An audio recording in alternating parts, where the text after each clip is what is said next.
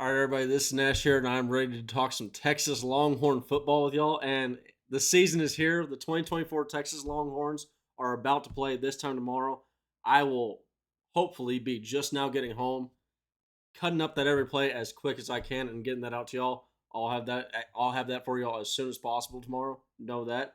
But if you like the video, go ahead and like the video, subscribe to the channel, and then comment down below your thoughts on how the Texas Longhorns are going to do tomorrow versus the Colorado State Rams. And drop a score prediction while you're down there. I'm going to go ahead and break down the game and give you a little bit of insight onto what Colorado State, who they're going to be bringing in. They got Jay Norvell. We'll get to hear him in a second, former Texas wide receiver coach.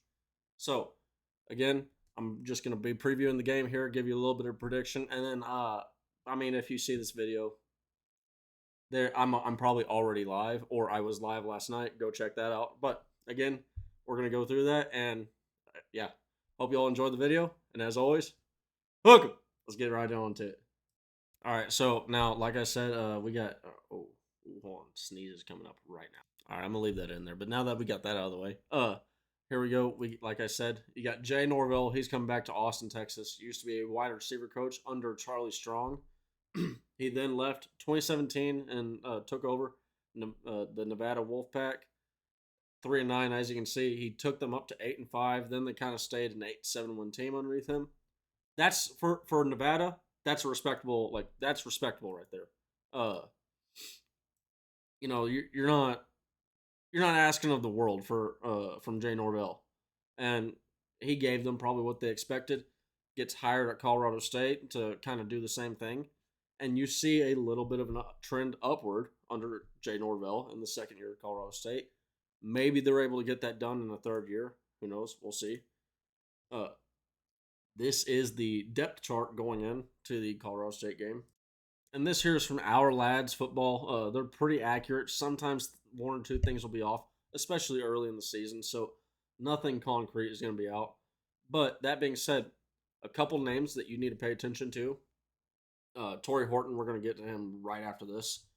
Armani Winfield, he is a former Texas recruit. That name might jump out to you. We tried to recruit him to Texas. He went to Baylor. Ended up transferring over this year. This is his first year for the Colorado State Rams. Uh, Something else that stood out to me, they got a very veteran offensive line. Graduate transfer at the center position. Senior transfer, Drew Moss at the right guard. Left guard, they got a junior transfer. Left tackle, they got a senior transfer as well. And I mean, really, if you look at it, Aaron Karras, I don't know how you pronounce that name, but Aaron right there, redshirt sophomore. He's the only. I'm going to call him an underclassman right here because he's listed as a sophomore, but he's in his third year, so they are a pretty veteran offensive line group, or at least they should be. Tight end, another senior. Really, if you look at it, the youngest guy out there is Armani Winfield and Justin Marshall. Those are their youngest guys on offense. So I expect to, well, at least you would expect to see this. Probably less mistakes from the Colorado State Rams early on. Uh, on defense, it's kind of a little bit more of the same. A lot of grad transfers in there, a lot of seniors. Jack Howell, going to get to him in just a second. He figures to be a big part for the Colorado State Colorado State Rams. They're not the Colorado Buffaloes. So, moving on here, we'll go to the overall statistics. As you can see, the Texas offense, this is just when you're comparing the statistics of each of the individual teams, man, this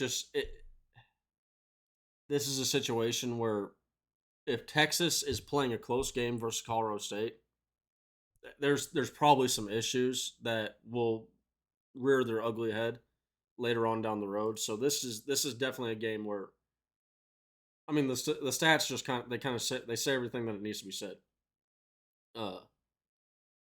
Texas Texas should be able to handle this very easily. Now, rushing statistics, this is another thing that jumped out to me. They don't run the ball. Now, it's easy to do when you got Torrey Horton on your team and out wide. You can see pass play. They pass the ball fifth most of, and that's not fifth most attempts. but that is on a percentage basis of the plays that you call in a game. So, but they also did, as far as passes per game go, that stayed fifth most. Now, they also didn't have their quarterback sacked, so the offensive line last year was pretty good. Uh, Hopefully, we can see our defensive ends get some pressure against that offensive line. That will mean a little bit of a something if we can do that. But this is a team that is going to pass, pass, pass, pass, pass, pass, pass. Now, where that can be notable is Texas could have a great game run defense wise, and we could get a little bit of a false. I'm trying to think. It's on the tip of my tongue right there. But we get a false impression. We can get a false impression on. It's not the word I was looking for, but we get a false impression on maybe Texas looks good against the run, but really they aren't as good. And that will be something that will rear its ugly head when you go and play Donovan Edwards week 2 versus Michigan. I mean, Donovan Edwards is a really good running back. Now, I believe this is where we go. No, we got a little bit more stats. Yeah, I forgot. Texas offense is right here. Here you can see how their defense is. Again, like this is last year, their defense just wasn't stellar against anything. Against the pass, against the run, they have some all right players, right? But as a whole product, it just wasn't put together the way that you would expect for a Power Five team to. And this is, I mean, for a team like Colorado State, this isn't great, right? But as long as they keep progressing and get a little bit better than this, I mean, this is something that'll win them the Mountain West. Like their goal first now needs to be win the Mountain West, and then we can like. People also need to remember a school like Colorado State simply making the playoff that might as well be a national championship. Hang the banner. Call themselves they'll call themselves national champions. Look at how UCF did in 2019. I believe was it 2019. Somebody comment down below if it wasn't 2019. Let me know if I'm wrong. But here we go. Torrey Horton. I didn't. I wanted this graphic to be first, but we'll go back to that one. Torrey Horton. He's going to be in his 5th year, as you can see. 2 back-to-back years of 1,131 and 1,136 yards receiving. 8 touchdowns in both years. This dude is an absolute stud. And to be quite honest, if he were on the Texas Longhorns roster, I would be more than happy if he were to line up out wide for us.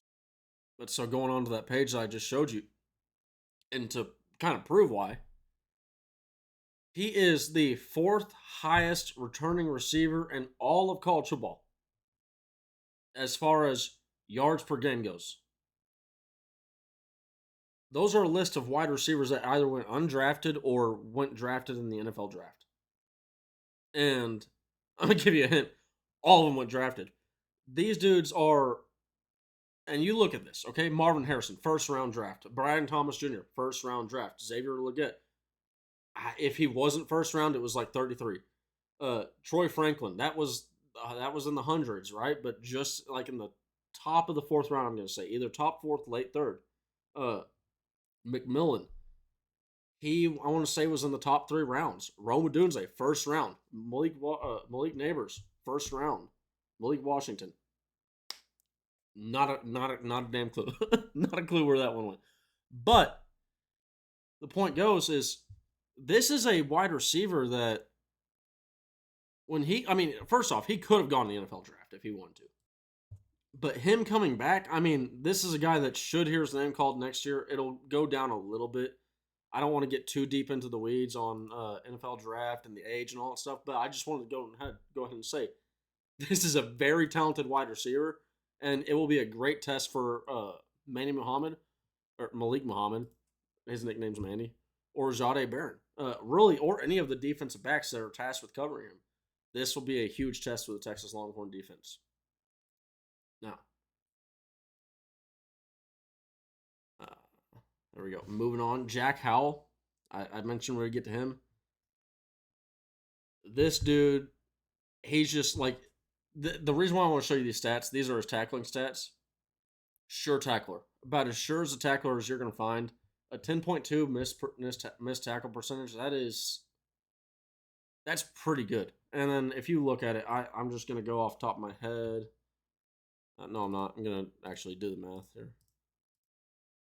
29.7% of his tackles are run stops. So this is a guy that's going to factor in more against the run than he is the pass. Only one interception all year long, two pass breakups all year long. So he's not like a safety that's going to dominate in pass coverage or anything like that, or big a zone safety. He's not an Earl Thomas, or hopefully like a more little Jonah Williams action, right? But what you are going to get from him is you're going to get sure tackling damn near every time. And you look at it, 2 games over 10 tackles, 1 game just below 10 tackles at 9 tackles.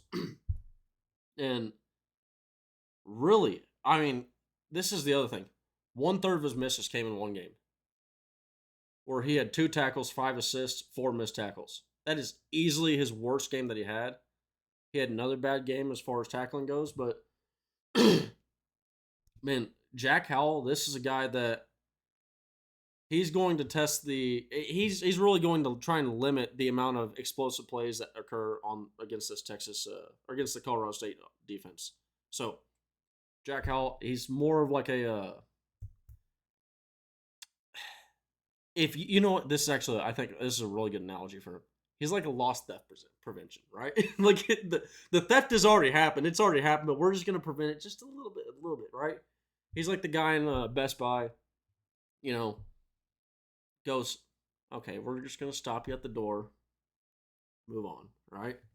That type thing. So, Jack Howell, a really sure tackler, but moving on to the quarterback, the guy that will be throwing Torrey Horton the ball, Braden Fowler Nicolosi. Now, this dude is, how do we say it? I don't know, man. He's kind of hard to read because he started off really well last year, uh, especially like looking at completion percentage wise. You got 65, 72, 69, 81, 45, 59, 65, 62, 57, 56, 50, 68. Like for the times that he had about a 65 or better passing completion percentage, it was UNLV and Hawaii in the second half of the year. Before that, he did it 3 times on 3 separate occasions in the first 5 games. So he's a guy that he started off last year a lot better. You say a lot better, right? But the one thing that I did want to say is look at the interceptions. This dude will throw the ball into problematic areas and in the coverage. He is. You're gonna see it here. I'll just go ahead and bring it up. He is a straight up liability throwing the ball over the middle. He has a 12-12 touchdown to interception ratio over the middle, which is just really, it's bad. And on the right side, it's a 4-3 touchdown interception ratio. The left side is his best side by far at 6 touchdowns to 1 interception. And I haven't done a lot of film on Colorado State, but I'm just going to take just a wild guess and say that's where Torrey Horton lines up out there. Just a little bit of wild guess. And then also, you look at Torrey Horton. Tell me, just look at this graph right here. Where does Torrey Horton get most of his yardage? It's pretty simple. It should be right in front of you. It's between the numbers, under 10 yards, slants. It's like that it's like that song, shot, but it's like slants, everybody slants. Yeah, so that's what Torrey Horton's going to be running a lot of drag routes.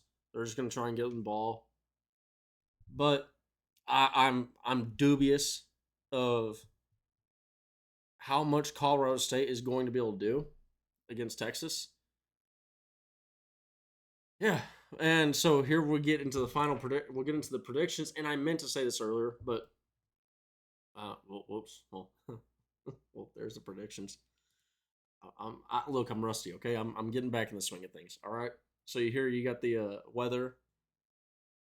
Start off partly cloudy. we had it. It was getting close to being a rain game, but just look out for there's just the chance of the occasional shower that it happens during the tailgating. I almost said spring training during tailgating, but shouldn't happen. You should be hot. You should be feeling nice and dry. But the wind should be nice and calm for it. It should be a good game, good day for weather, good day for football. Uh, Bert Auburn will be happy. His kicks won't be getting pushed around a lot. Hopefully, we don't see a lot of Bert Auburn outside of the point after attempts. But yeah, that should be fun. Watching Bert. He's a guy that the fans are really coming around on. All right, and then now time for the predictions. Now, if you paused it, if you cheated, you already saw it. But here we are. I'm going to give it to you. Quinn Ewers, offensive MVP. Defensive MVP, I think going to be Trey Moore. I think Trey Moore, this is going to be a kind of a burst onto the scene game. They really like to pass the ball, and I think Trey Moore is. I think he's going to get a sack or two, and I think that this is going to be a good game for him to kind of a little bit of a coming out party at Texas. Quinn Ewers stats, I got him going. What I did for this really wasn't much of a prediction. It was more of a, hey, let me take my season long prediction and let me kind of just go on the averages of that, and we'll use our predictions in the future based off this. But hopefully this is like the midline, and after this we can either go up or down, and we can adjust our predictions in the future. But I got him 26 of 32. That's 82%. 375 yards passing, 11.7 yards per attempt, 3 passing touchdowns, 1 rushing touchdown. The leading rusher, I have Jaden Blue, 155 yards, 2 touchdowns. I think he's gonna break loose on a couple. Leading receiver, I got Isaiah Bond, 140 yards. I think I have a hard time seeing Colorado keeping up with our speed. 1 touchdown. When does Arch enter the game? Second quarter, baby. And then the final score, I got Texas winning 48-6. So, hopefully, an absolutely great day looking back on this tomorrow. Watching Oklahoma right now, they just kicked a field goal to go up 17-0 on Temple. Rooting for you, Stan Drayton. I don't think it's going to come through, though. But, everybody, hope you all have a great day. Hope you all enjoyed this video. I know I was just a little bit excited. My mouth running a little bit quick at the very beginning. I like talk fast sometimes. So, everybody, hope you all have a great day. And as always, welcome.